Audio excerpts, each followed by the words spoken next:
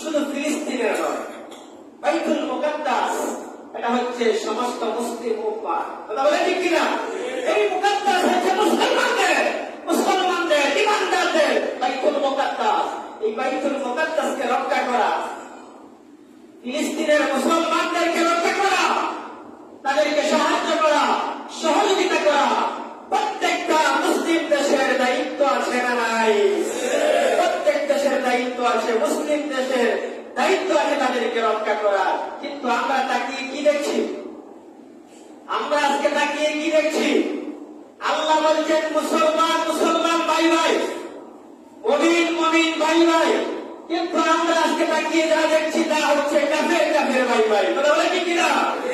আজকে ওই ফিলিস্তিনের, এই ইসরায়েলের প্রধানমন্ত্রী, আজকে আমেরিকা, এ সমস্ত যত ইহুদি দেশগুলো আছে তারা আজকে পরস্পর ভাই ভাই হয়ে গেছে। কথা বলে ঠিক কিনা?